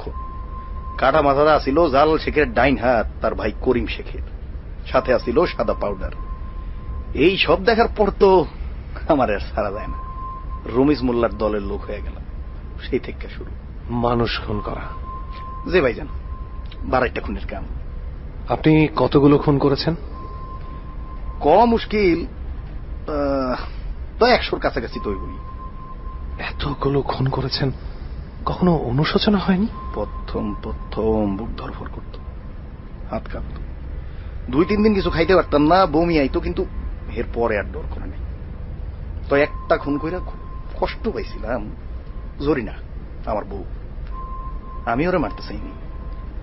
রমিজ মোল্লার খুব কাছের লোক রুস্তমের লগে ওর একটা সম্পর্ক হয়েছিল। একদিন 2 জন এক লগে দেখা হলে সেই দিন রাইতে এই বালিশ চাপা দিয়ে মাইরা ফেলে। লাশটা বস্তাবন্দি কইরা বুড়িগঙ্গায় ফালাই দিছিলাম। বউটা পোয়াতি ছিল। পরে জানতে পারি আমি ভুল করছি, রুস্তমরেও সারি নাই। একটা এনকাউন্টারের সময় কপালে ঠিক মাঝখানে গুলি করেছিলাম। সহি নিশানা বুঝলেন ভাইজান, গিলো বাইরে হয়ে গেছিল। রমিজ মোল্লা ব্যাপারটা বুঝতে পারছিল কিন্তু কিছু বলে নাই। এরপর থেকে আমি তার খুব কাছের লোক হয়ে গেল। আমার মায়াডারে নিজের মায়ের মতো বড় করতেছে। আমি যখন থাকুম না, রূপারে সেই দিকে রাখবো। আপনার মেয়ে আছে? জি, ওর চেহারাটায় পুরা মায়ের লায়ন হয়েছে। ওরা দেখলে মাঝে মাঝে খুব কষ্ট হয়। আমি নিজের মায়াটারে এতিম করে দিছি। কষ্ট খুব অদ্ভুত জিনিস। আমাদের নেতিবাচক পারিপার্শ্বিকতার প্রকাশই কষ্ট। খুব আপেক্ষিক ব্যাপার। ভাইজান, আপনার জ্ঞানী কথার কিছুই বুঝবার পারতেছি না। তো যেই খুনের লাগে আমার ফাঁসি হইতেছে, সেইটা আমি করি নাই। তাহলে তাহলে কে করেছে? রমেশ মোল্লার পোলা। কিন্তু রায়টা আমার ঘরে নিছি। এর বদলে রমেশ মোল্লা সারা জীবন আমার মায়েরা দেখার দায়িত্ব নিছে। আমার মতো একটা খুনি কখনো ওরে ভালো কিছু দিতে পারতাম না। আর এই পাপের জীবনটা আর ভালো লাগতেছিল না। তোমার ফাঁসি কি আজকে? জি ভাইজান, আমার সময় হয়ে গেছে ভাইজান, আমার এখন যাইতে। যাবার আগে একটা কথা বলে যাবে নূর আলম। আমি কেন এসব দেখতে পাচ্ছি? আমি কি এভাবেই একটার পর একটা দরজা পার হয়ে যাব আর কারো না কারো অন্তিম মুহূর্তের সাক্ষী হয়ে থাকবো? আপনি দরজার চাবি, আপনি না থাকলে তুই দরজা খুলবে না ভাইজান। আমি গেলাম, আমারে জরিনা ডাকে, ওর কাছে গিয়া মাপ চাওয়া লাগবে। ভালো থাকবেন।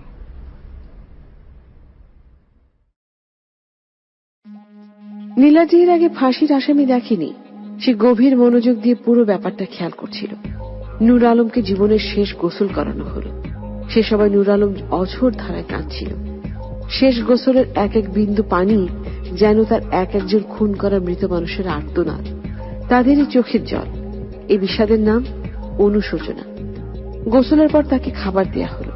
কষা গরুর মাংস, মাসকলাই ডাল আর চিকন চালের ভাত, তার জীবনের শেষ খাবার। নূর আলম খুব তৃপ্তি করে খাচ্ছে। গোসলের পর তাকে কয়েদিদের নতুন যে পোশাক পরানো হয়েছে, সেটা থেকে কেমন একটা আগরবাতির গন্ধ বেরোচ্ছে। এরপর তাকে নিয়ে যাওয়া হলো ফাঁসির মঞ্চে। 12:05 ফাঁসির সময় কার্যকর হবে। এখন সময় 11:50। জেলার নুরু মিয়া তার শেষ ইচ্ছা জানতে চাইল। আমার মাইয়াটার লগে শেষবারের মতন কথা বলবার চাই স্যার। কাল তার জন্মদিন, শেষবারের মতো তার শুভেচ্ছা জানাই।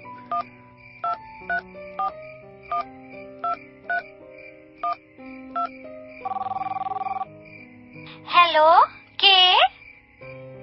শুভ জন্মদিন আম্মাজান। বাবা, তুমি কোথায়? কাজে আছি রে মা। তুমি আসবে না? জানো রমিজ কাকা কত আয়োজন করেছে। কাল না আমার ক্লাসের সব মেয়েদের দাওয়াত, অনেক বড় কেক কাটবো। বাহ, খুব ভালো। তুমি কখন আসবে বাবা? আসবো রে মা, কাজ শেষ হইলেই আমি চলে আসবো। আমার জন্য কি উপহার আনবা বাবা? তোর কি চাই মা? একটা পাখি। পাখিটা বন্দি আছে মনের খাঁচায়, চলে আসবে পাখি তোর কাছে। কি বলো বাবা, কিছুই তো বুঝতেছি না। আম্মাজান, আমি তাই লক্ষণ রাখি। ভালো থেকো মা। আচ্ছা বাবা, কাল কিন্তু তাড়াতাড়ি চলে এসো। তুমি না আসলে আমি কেক কাটবো না। ভাইজান, আপনি আমার মেয়েটার দেখা রেখেন। আমি ওপার থেকে কিছুই করবার পারব না। আপনার মেয়ে ভালো থাকবে নূর আলম। বিদায় ভাইজান। নূর আলম সিঁড়ি বেয়ে উঠে যাচ্ছে ফাঁসির মঞ্চে।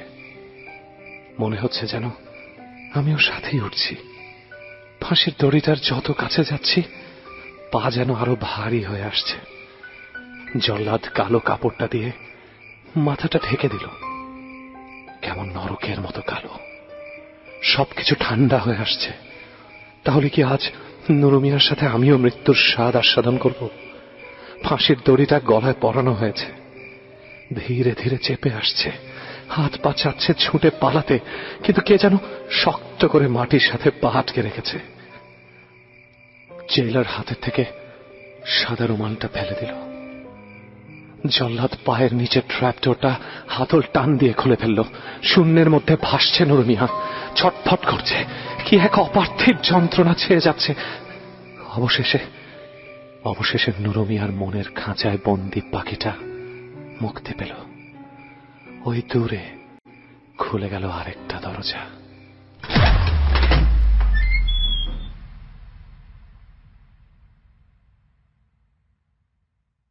অনন্তকাল ধরে যদি পথ চলা শেষ না হয়, তবে সৃষ্টির শুরু কোথায় আর শেষই বা কবে হবে? হবে, দরজার ওপাশে গেলেই হবে। কে কে তুমি? আমি। আমাকে নির্জন সেই রাস্তায় রেখে আপনি যে চলে আসলেন দরজার ওপাশে। তুমি কি মৃত? আমি জীবন আর মৃত্যুর মাঝখানের একটা বিস্তীর্ণ প্রান্তরে আছি। এখানে সবাই অপেক্ষা করছে। কিসের অপেক্ষা? একটা অদৃশ্য দরজা খুলে যাবার অপেক্ষা, আর আপনি সেই দরজার চাবি। আমি সেই দরজার চাবি? হ্যাঁ, আপনাকেও আমার সাথে মৃত্যুর স্বাদ অবলোকন করতে হবে, তাহলেই আমি মুক্তি পাব। কি আগুন লাগছে কোথেকে? কি গরম মনে হচ্ছে, সব ঝলসে যাচ্ছে কেমন, বাতাসে মৃত্যুর গন্ধ। এই গন্ধ দরজার ওপাশে অপেক্ষা করা মানুষের আর্তনাদের সুবাস। আপনি তাদের একজন একজন করে মুক্তি দেবেন। বন্ধ করো, বন্ধ করো, আমার খুব যন্ত্রণা হচ্ছে। কেউ যেন খুবলে খুবলে আমার মাংস পিণ্ড টেনে নিচ্ছে, সবকিছু যেন অন্ধকার হয়ে আসছে। চলে যাও, চলে যাও, তুমি আমাকে মুক্তি দাও। আমার মুক্তি, আমাদের মুক্তি তোমার কাছে। খুলে দাও, খুলে দাও দরজা।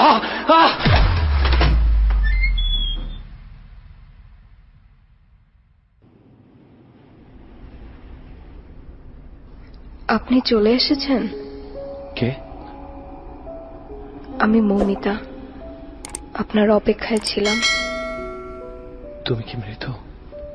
হ্যাঁ, আমি মরে গেছি, কিন্তু তাও আমাকে এখানে অপেক্ষা করতে বলেছে।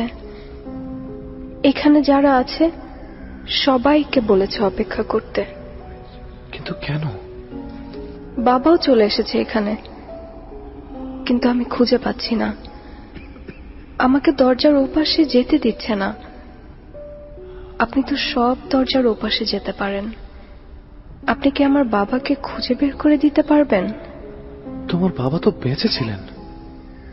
আমি মরে গেলাম। বাবার খুব কষ্ট হয়েছিল। আমাকে কবরে শুয়ে এসে খুব করে কাঁদলো। তারপর বুকের ভেতর খুব যন্ত্রণা হলো, আমাকে ডাকতে লাগলো। আমি বাবার কাছে গেলাম, আর সে আমার সাথে চলে আসলো। বাবাও মরে গেল। জানেন, আমার সাথে এখানে এসেছিল, কিন্তু হঠাৎ একটা কালো ঝড় হলো। তারপর বাবা যেন কোথায় হারিয়ে গেল। এখন আর আমি খুঁজে পাচ্ছি না বাবাকে। আমি খুঁজে দেব, আমি তোমার বাবাকে খুঁজে দেব, আমি কথা দিচ্ছি তোমাকে। আমি মাকে খুঁজে পেয়েছি। এই গাছগুলোর পেছনে ওই যে একটা পাহাড় আছে, সেটার চূড়ায় সে থাকে। মা রাতে ঘুম পাড়াবার সময় আমাকে একটা গান শোনাতো। এখানে রাত হয়ে আসলে আমি সেই গানটা শুনতে পাই। বাবাকে খুঁজে পেলে আমি ওই পাহাড়ের চূড়ায় যাব, মাকে খুঁজে বের করব, তারপর আমরা একসাথে থাকব। কি সব অদৃশ্য হয়ে যাচ্ছে কেন? সব সব ধোয়ার মতো মিলিয়ে যাচ্ছে।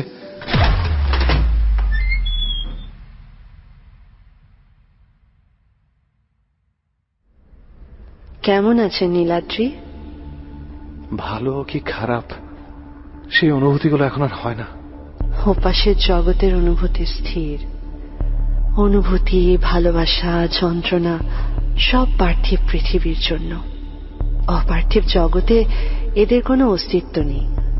অস্তিত্বহীন সত্তায় আমি তবে কেন অনুভূতি খুঁজে পাই? আমি আপনাকে আগেই বলেছি, আপনি সেই দরজার প্রহরী।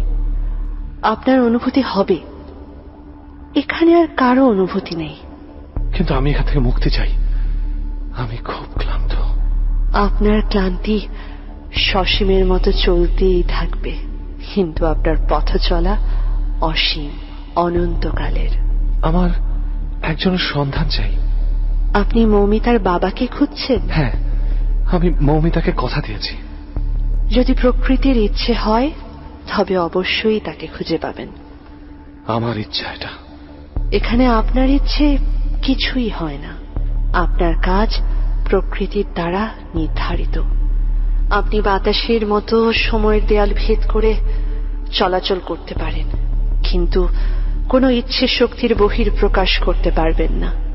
এটা প্রকৃতি আপনার জন্য নির্ধারণ করেছে। আমি খুঁজে বের করবই আমার মুক্তির পথ। আপনার জন্য শুভকামনা। দেখা হবে আবার।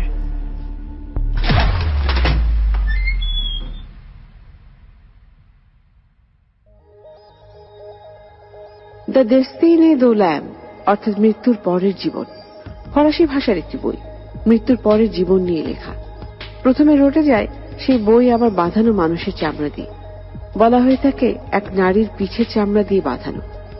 লিখেছেন আর্সেনি হুসেইন। বইটির এক কপি লেখিকা উপহার দিয়েছিলেন তার ডাক্তার বন্ধু লুডোভিক বুলকে। সেই ডাক্তার ভাবলেন, যেহেতু মৃত্যুর পরবর্তী জীবন নিয়ে লেখা, তখন সেই বইটা বাঁধানো হোক মানুষের চামড়া দিয়ে। একটা মানসিক রোগীর মৃত্যু হলে তার দেহ কেউ দাবি করেনি, তখন নাকি মৃতার পিঠে চামড়া দিয়ে বাঁধানো হয়েছিল বইটি। তবে পরে জানা যায় মানুষের নয়, বইটি বাঁধানো ভেড়ার চামড়া দিয়ে। 1954 সালে এক বই প্রেমীর তরফে বইটি এসে পৌঁছয় হার্ভার্ডের পাঠাগারে। মানুষের চামড়া দিয়ে বই বাঁধানোর রীতি 75 শতক থেকে প্রচলিত। প্রকৃতি আর প্রকৃতির সৃষ্ট মানুষ যেন এক সুপরিকল্পিত খামখেয়ালি। বাস্তব আর পরবাস্তবের দুই জীবনের মাঝে একটা দরজা, এক পাশে মৃত্যু আর আরেক পাশে জীবন। কিন্তু জীবনের দরজা পেরিয়ে যদি একবার কেউ মৃত্যুর দেয়াল ঘেরা জগতে পৌঁছে যায়, সে আর ফিরতে পারে না। দরজার ওপাশের ঘটনা পরিক্রমা কেবল দেখে যাওয়া ছাড়া কি নীলাদ্রি আর কিছুই করতে পারবে না? প্রকৃতির এই নির্মম খেলা থেকে সে কি কখনো মুক্তি পাবে না? সময় তা বলে দেবে।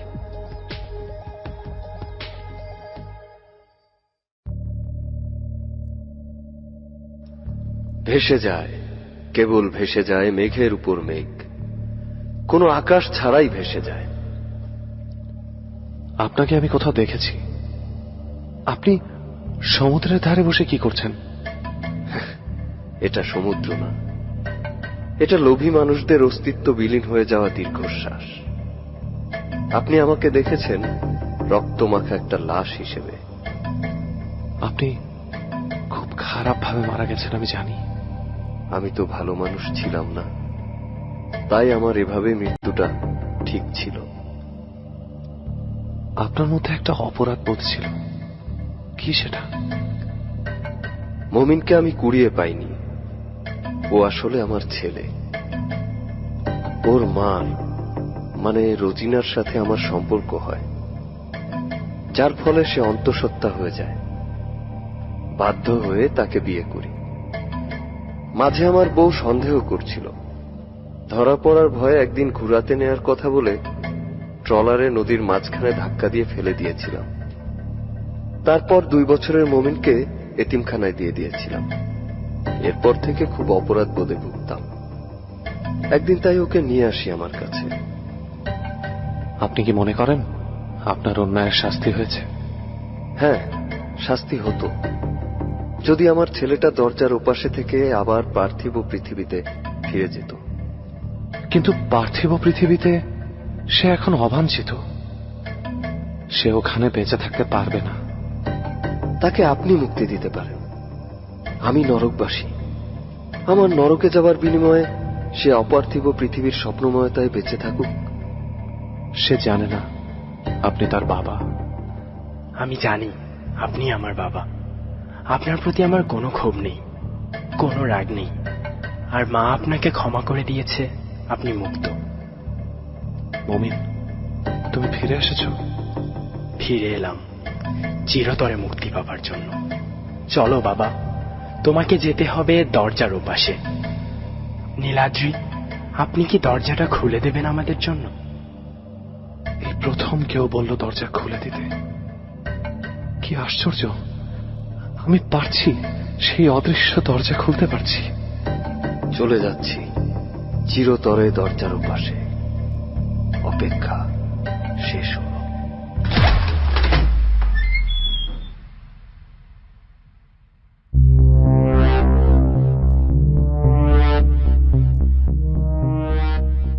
এতক্ষণ শুনলেন দরজার পাশের দ্বিতীয় পর্ব, যাই মাত্র শেষ হয়ে গেল, আর সময় হয়ে গেছে শেষ পর্বে যাবার। আমি কোনো কথা না বাড়িয়ে চলে যাচ্ছি শেষ পর্বে, যেখানে অপেক্ষা করছে আমাদের সব রহস্যের সমাধান। আসুন তাহলে শুনি দরজার পাশের শেষ পর্ব, তারপর আবারও ফিরছি। আপনি আছেন আরজে শারমিনের সঙ্গে কুয়াশায়। আচ্ছা নার্স আন্টি, আমি কি মরে যাব? না না, মরে যাবে কেন? এই যে তোমাকে ওষুধ দিচ্ছি, তুমি একদম ঠিক হয়ে যাবে, খেলাধুলাও করতে পারবে। আমি জানি আমি আর বাঁচবো না। রোজ মৌমিতা আমার কাছে আসে, ওই যে আমার পাশে বসে আছে। কোথায়? আমি তো কাউকে দেখতে পাচ্ছি না মা। আছে, ও সাথেই আছে। আমাকে বলেছে ওপারের দরজায় সে অপেক্ষা করছে আমাদের জন্য। দরজা? কিসের দরজা? তুমি কি কোনো দরজা দেখতে পাচ্ছ তো? না, দরজার ওপাশ তো আমি দেখতে পাই না আন্টি, কিন্তু মৌমিতা বলেছে ওখানে অনেক শান্তি, কোনো কষ্ট নেই। এই যে প্রতিদিন সুই দিচ্ছ আমাকে, তুমি জানো আমার খুব কষ্ট হয়। মনে হয় কেউ যেন আমার মাথার ভেতরে ঢুকে ছুরি দিয়ে সব কুচি কুচি করে কাটছে। খুব যন্ত্রণা হয়, খুব। আমাকে যেতে দাও। মা আর বাবা যখন এসে কাঁদে, ওদের দেখে আমার আরো কষ্ট হয়। আর কথা বলে না মা, শরীর খারাপ হয়ে যাবে। ওষুধ দিয়ে দিচ্ছি, তুমি ঘুমো। আমি একেবারেই ঘুমিয়ে যাব আন্টি। দরজার ওপাশে যেতে হলে অনেক লম্বা ঘুম দিতে হয়, না হলে ওখানে যাওয়া যায় না। তুমি ঘুমিয়ে যাও মা, আমি তোমার মাথায় হাত বুলিয়ে দিচ্ছি, এক্ষুনি ঘুম চলে আসবে। আমি আসছি মৌ, তুই আমাকে রেখে কিন্তু ওই পাহাড়ে যাবি না, আমরা একসাথে যাব। দরজা? এটা কোন দরজা? এরকম একটা দরজার কথা নীলাদ্রি বলতো, আমাকে একা রেখে চলে গেল, কোথাও খুঁজে পেলাম না। নীলাদ্রি, তুমি কি জানো তোমাকে আমি কত খুঁজেছি? তুমি কি জানো, যদি সম্ভব হতো পৃথিবীর সব দরজার ওপাশে গিয়ে আমি দেখতাম তুমি কোথায় আছো। ফিরে এসো নীল, তোমাকে আমার খুব প্রয়োজন।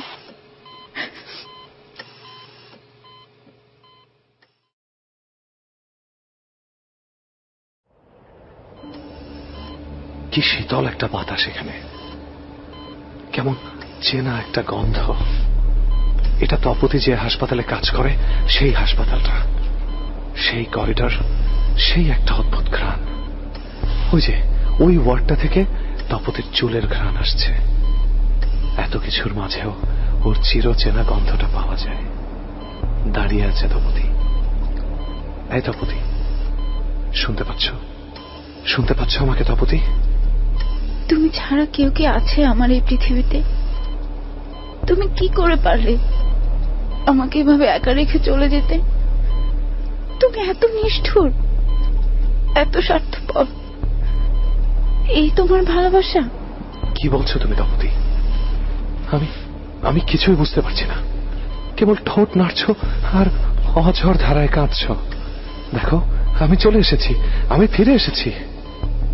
ও তোমাকে শুনতে পাবে না, কারণ তুমি আছো দরজার ও পাশে। কে তুমি? আমি দূর না, আমি কিছুক্ষণ পরেই মরে যাব। আমার ক্যান্সার হয়েছে, মাথায় এত বড় একটা টিউমার হয়েছে। আমাকে কেমোথেরাপি দিচ্ছে। এই সুইটা যখন দেয় তখন এই টিউমারটা মনে হয় পাথরের মতো ভারী হয়ে আমাকে পিষে ফেলে। তখন মৌ আমাকে ওপারের গল্প শোনায়। আমার ব্যথা আস্তে আস্তে কমে যায়। এই নার্স আন্টিটা খুব ভালো। উনি মাথায় হাত বুলিয়ে দিলে আমার খুব ভালো লাগে। তোমরা একসাথে থাকলে খুব ভালো হতো, কিন্তু ওরা চায় না তোমরা একসাথে থাকো। ওরা মানে? ওরা কারা? এই দরজাটা যাদের, ওরা ওরা সবকিছু বানিয়েছে। তুমি মৌকে দেখতে পাচ্ছ? একটা কাচের দেয়াল দেখা যাচ্ছে। মৌমিতাকে ওই পাশে দেখা যায়। ও আমাকে ডাকছে, আমাকে যেতে হবে। তপতি, তপতি তুমি শুনতে পাচ্ছ? এ কি, এই নীল রঙের কাচের দেয়াল, এটা আমাকে তপতির থেকে আলাদা করে রেখেছে। অনেক কষ্ট। আমার আমার একটু একটু শান্তি লাগবে। এ কি তো না, অক্সিজেন লেভেল নীল, হার্টবিট নীল হয়ে যাচ্ছে। সিস্টার, এক্ষুনি স্যারকে ডাকো। কুইক, এমার্জেন্সি কার্ডিয়াক শক নিয়ে এসো।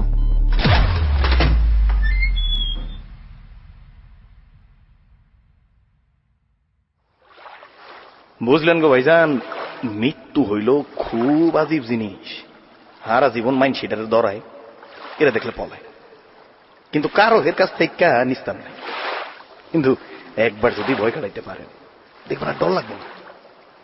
আমার এখন আর ডর লাগে না, খালি মাইয়াটা লাগে। আপনি জরিনাকে খুঁজে পেয়েছেন? ভাইজান, আমি তো এখন ওই পারে যাইতে পারি নাই। সে বড় অভিমানী মেয়ে। আমি নিজ হাতে তারে মাইরা ফালা মায়ের দিন করছে। সে আমার ক্ষমা করতে চায় না। সে আমার মতো পাপি না। পাপি মানুষ গো, অপেক্ষার জায়গাটা আলাদা। আর আমি আমি আমি কোথায় আছি? আমরা কালো জলে ভাসি। এটা অতল জল, কোনো তলানি নাই। আপনি এই জলে পড়লে ডুববেন না, ভাসবেন। সে আজব কাণ্ড। পাপি তাপিতের জায়গা হইল এইটা। আমার মায়াটা কেমন আছে সেইটা জানতে হইলে আমার এইখানেই থাকতে হইল। নূর আলম, তুমি কি বলতে পারো? আমি তপতির পাশে দাঁড়িয়ে আছি, কিন্তু ও আমাকে দেখতে পাচ্ছে না, আমাকে শুনতেও পাচ্ছে না। কেন? মনে মনে কথা বলেন, সে শুনতে পাইব। ভাবিজান পবিত্র মানুষ, আমার রূপার মায়ের মতো। চেষ্টা করেন, সে শুনতে পাবে। আমি মৃত্যু চাই, চিরতরে নিঃশেষ হতে চাই। ধ্বংসের আগে সৃষ্টি হতে হয়। আপনার সৃষ্টি হবে আরেকবার। আপনি এখানে? আমাদের সবার অবস্থান এখানে। এই যে কালো নদী যার উপর ভাসছে, এখানে থাকে মানুষের হিংসা, লিপ্সা, জড়া আর বিদ্বেষ। মানুষের কালো জগতের অব্যয়গুলোকে গ্রাস করতে করতে এই জল কালো।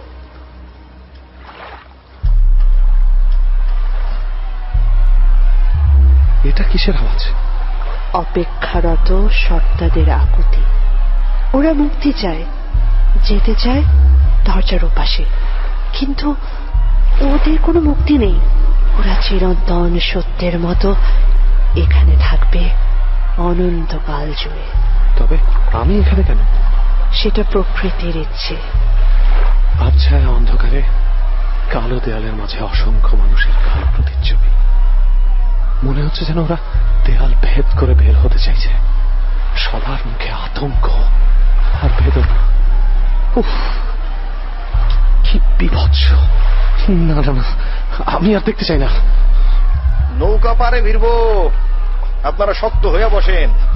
যন্ত্রণা হচ্ছে, যন্ত্রণা, মাথার ভেতরে অসহ্য যন্ত্রণা। চলে আসছি ভাইজান, আরেকটু।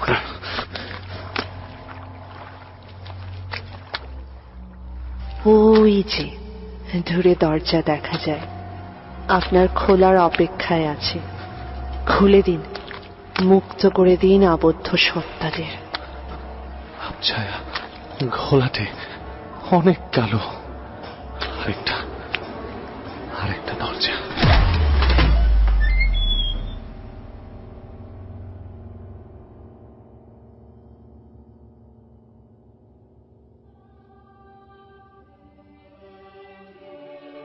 এটা কোন জায়গা? আহা, কি মিষ্টি রোদ, ঝিরিঝিরি বাতাস, দূর থেকে ঝর্ণার কলতান আর নাম না জানা পাখির গান শোনা যায়, শিশুদের হাসির শব্দ। একেই কি তবে স্বর্গ বলে? কি ঝকঝকে নীল আকাশ, স্ফটিকের মতো স্বচ্ছ সাদা মেঘ, সূর্যের আলোটা কি আদর মাখা, কি শান্তি। আপনি এসেছেন? আপনাকে বিদায় দেওয়ার জন্য আমরা এসেছি। এই সব কিছু আপনার জন্য, এই ফুলগুলো আপনার। বাহ, কি সুন্দর লাল গোলাপ, মিষ্টি ঘ্রাণ। এমন ঘ্রাণ তো কোনোদিনও পাইনি। অভিযাত্রী, আপনার যাত্রার বিরতি আশা করি উপভোগ করছেন। আমার অনন্তকালের যাত্রা তবে কি শেষ?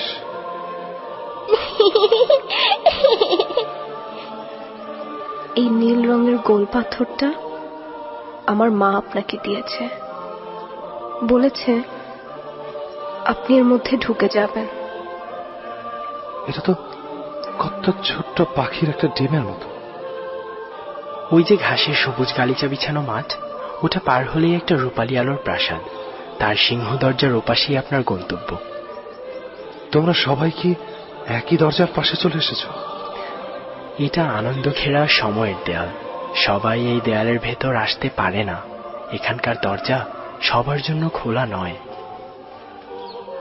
তবে জীবনের কোনো না কোনো সময়ে আমরা এখানেই আসব। আমাদের যাপিত জীবনের অপেক্ষা শেষ করে মৃত্যুর সিঁড়ি বেয়ে আমরা আসব অনন্তকালের এই জীবনে। আপনার জন্য অপেক্ষা নেই, কেবল আছে পথ পরিক্রমা। বিদায়, দরজার ওপাশ আপনাকে ডাকছে।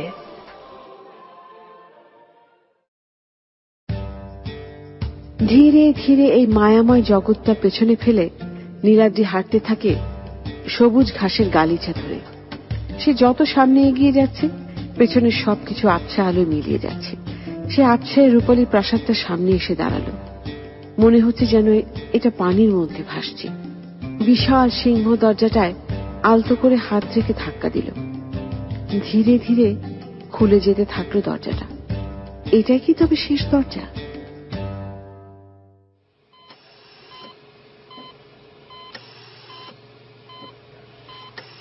এটা আমি কোথায় এলাম?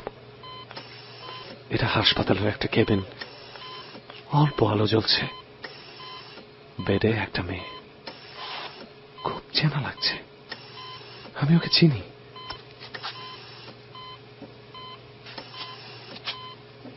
কি সুন্দর আবছা আলো, এই মুখটা আমার চেনা। তপতি, আমি ওকে ছুঁতে পারছি। কি শীতল ওর কপালটা, আর কি শান্তি ওর স্পর্শে। নীলাদ্রি, তুমি এসেছো? হ্যাঁ তপতি, আমি ফিরে এসেছি চিরদিনের জন্য।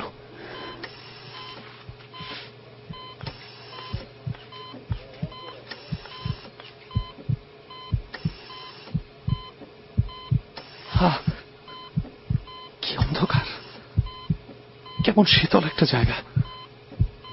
আবার আমি কোন দরজার আড়ালে চলে আসলাম? তপতি, তপতি কোথায় গেল? কিছু একটা আমাকে টানছে, কোন একটা খোলা দরজার দিকে টেনে নিয়ে যাচ্ছি। আমি দেখতে পাচ্ছি না, কিন্তু আমি জানি একটা আলোময় দরজা অপেক্ষা করছে আমার জন্য। এটাই শেষ দরজা।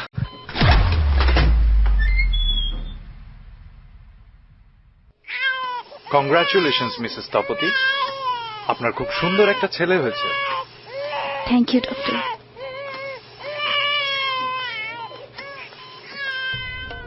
প্রকৃতির কাছে আমরা দাবার চালের গুটি মাত্র। আমরা খেলে যাই সারা জীবন অদৃশ্য দড়ির টানে। সময়ের পরিভ্রমে আমরা পার করে যাই একটা করে দরজা। যখন মনে হয় সব দরজা বন্ধ, তখন খুলে যায় কোনো না কোনো একটা দরজা। আমাদের আজীবন অপেক্ষা কেবল আরেকটা দরজার ওপাশে।